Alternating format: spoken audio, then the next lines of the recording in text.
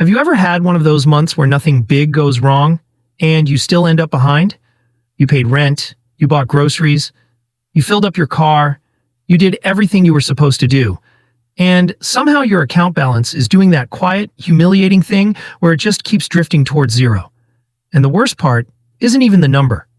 It's the feeling that you're working so hard just to stay in the same place.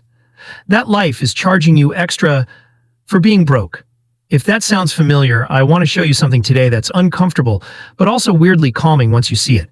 Because there's a math to being broke. And once you understand it, you stop blaming yourself for things that were never just about willpower. My name is Dr. Alex Cartel. I'm an economics professor, and I spend a lot of time thinking about the math of being broke. Why you pay double for everything, and how it affects you. If you want simple, clear insights on the math of being broke and how it affects you, give this video a thumbs up. It really supports the channel. Now let's talk about the part nobody says out loud. Most people think being broke is just a smaller version of being comfortable, like it's the same life, just with fewer lattes. But that's not what it feels like, is it? When money is tight, you don't just buy less. You pay more. You pay in fees. You pay in stress. You pay in time. You pay in worse options. And then people look at the outcome and act like it's a character flaw. Here's the honest reframe. Being broke isn't only an income problem. It's a penalty system. It's like the world hands you a test where every wrong answer costs money, but you're forced to guess because you don't get enough time or information to do it the smart way. And when you're under that kind of pressure, your brain doesn't behave like a spreadsheet. It behaves like a survival tool. So if you've ever felt like you can't get ahead, no matter how disciplined you try to be, you're not crazy. You're not lazy. You're responding to incentives and constraints that are very real. Let me show you the math. Imagine two people. Same city, same grocery store, same gas prices, same everything. One person has a little breathing room. The other person is living right on the edge. Here's the first place the pay double math shows up, buying in small amounts. If you have money, you can buy the big pack, the larger size, the bulk option. The thing that costs more today, but cheaper per use. If you're broke, you buy the smallest version because it's what you can afford right now, even if it costs more per unit. A classic example is toiletries. A bigger pack of paper towels might be cheaper per roll, but if you only have $10 until payday, you're buying what fits in $10. Not what's cheapest over a month. That's not poor planning. That's constraint. Now zoom out. It's not just paper towels. It's basically everything. Take food. If you have time and stability, you can plan meals, cook at home, buy ingredients, stretch them across days. If you're working long shifts, commuting, juggling kids, and your brain is already maxed out, you end up buying convenience, not because you're irresponsible, because your life is priced in exhaustion, and convenience is expensive. It's the same reason people pay more for overdraft fees, late fees, and interest. People don't miss payments because they love paying fees. They miss payments because their budget has no shock absorbers. Here's a simple way to see it. When you're stable, a surprise $300 expense is annoying. When you're broke, a surprise $300 expense becomes a chain reaction.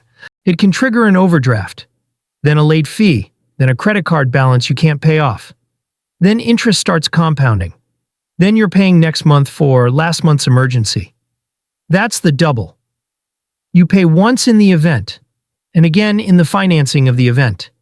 And I want to slow down here, because this is where people start saying, well, just save an emergency fund. Sure, that's good advice in a vacuum. But if you're barely clearing rent and groceries, telling you to just save can feel like telling someone to just breathe while they're underwater. The deeper truth is that being broke often means you're forced to borrow from the future to survive the present. And the cost of borrowing depends on how much power you have. If you have assets, you borrow cheaply. If you don't, you borrow expensively. Or you get punished for even trying.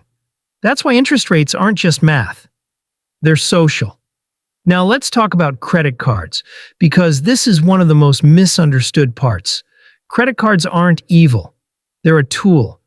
But if you don't have margin, they become a treadmill. Let's say you put $1,000 on a card because your car needed repairs. You meant to pay it off fast. But life keeps happening. You can only pay the minimum some months. If your interest rate is, say, 25% APR, you're paying about 2% a month in interest. Roughly $20 a month at the start, then less as the balance drops. That doesn't sound like much until you realize what it represents. It's a monthly subscription to your own past emergency. And the psychological cost is huge. Because every time you open your banking app, you're not just seeing numbers. You're seeing obligations. You're seeing guilt. You're seeing a future that feels already spent. That mental weight makes it harder to plan, harder to think long-term, harder to do the calm, rational things people think are basic. This is where psychology comes in. When you're under constant scarcity, your attention narrows. You focus on what's urgent, not what's important. It's not because you don't care about the future. It's because your brain is trying to protect you from immediate danger. Rent due, food, gas, the call from your kid's school, the weird noise in the car. Scarcity doesn't just reduce your bank balance, it reduces your bandwidth. And when bandwidth goes down, mistakes go up. Not moral mistakes, human mistakes, forgetting due dates, buying the wrong thing, missing a better deal because you didn't have the time to research, paying the "I need it now" price. So the system hits you twice. First, by limiting your options. Second, by charging you for the predictable consequences of limited options. This is why being broke is so exhausting. You're constantly making high-stakes decisions with low resources. Even time becomes expensive. If you're stable, you can wait. You can shop around. You can compare insurance. You can take a day off to handle paperwork. If you're not stable, waiting can be dangerous. Waiting means your tire gets worse. Waiting means the fee hits. Waiting means the problem multiplies. So you pay the premium to make the problem stop. Now add one more layer. The noisy neighbor effect. When money is tight, everything feels louder. Every small purchase feels like a moral debate. Every unexpected bill feels like a threat. Every social invitation feels like a test. And when you live like that long enough, you start to internalize it. You start thinking, maybe I'm just bad with money. But a lot of the time, you're not bad with money. You're just living in an environment where money is expensive. Here's the mindset shift that changes everything. The goal isn't to become a perfect budget robot. The goal is to buy yourself margin, because margin is what turns expensive problems into cheap problems. Margin is what lets you pay once instead of twice. Even a small buffer changes the math. Not because it makes you rich, but because it changes your options. When you have $300 saved, you don't need to put the emergency on a high-interest card. When you have an extra week of groceries planned, you don't have to buy the convenience meal on the worst day. When you have a little space, your brain comes back online. You start making decisions from calm, not panic. And this is where I get slightly reflective, because a lot of people think financial progress is about intensity. But it's often about softness. It's about reducing the number of moments where your back is against the wall. That's what financial peace actually is. Not luxury, not flexing. Just fewer emergencies that turn into disasters.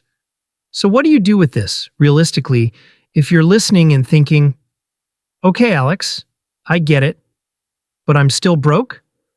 Start with 3 quiet moves that don't require you to become a new person overnight. First, build the smallest possible buffer, even if it feels almost silly. Not a full emergency fund. Just a stop the bleeding fund. Something like $200 or $500 depending on your situation. The purpose isn't to impress anyone. The purpose is to interrupt the fee chain. To prevent the overdraft that triggers the late fee that triggers the interest spiral. Second, reduce the number of due dates your brain has to carry. If you can, align bills to the same week. Set autopay for minimums on anything that creates catastrophic penalties. Not because minimums are ideal, but because missed payments are expensive and emotionally brutal. You're not trying to be perfect. You're trying to be less punishable. Third, choose one double payment category to attack. For some people, it's overdrafts. For others, it's high-interest debt. For others, it's last-minute food. Pick one place where you're paying a premium for scarcity and focus there first. If you try to fix everything at once, you'll feel like you're failing. If you fix one penalty loop, you'll feel the relief, and relief creates momentum. And if your situation is truly tight, I'll say this carefully. Sometimes the biggest lever isn't a budgeting hack. It's increasing income or getting support. Not because you're broken, but because the math is unforgiving when there's no slack. That could mean asking for a raise, switching roles, taking a certification, using community resources, or even just admitting to someone you trust that you need a plan. There's no shame in wanting stability. That's not greed. That's health. If you take nothing else from this, take this. Being broke is expensive on purpose and by design in a lot of systems. And once you see that, you can stop making your situation mean something about your worth. You're not behind because you're careless. You're behind because scarcity charges interest. The good news is, the math can work the other way too. A little buffer becomes a little calm. A little calm becomes better decisions. Better decisions become fewer penalties. And fewer penalties finally gives you room to breathe. So if you're in that season right now where money feels tight and everything feels loud, hear me. You're not failing. You're navigating. And progress doesn't have to be dramatic to be real. It just has to be consistent enough that future you has a slightly easier month than present you. Not perfect, just better. And as always, this is education, not financial or legal advice.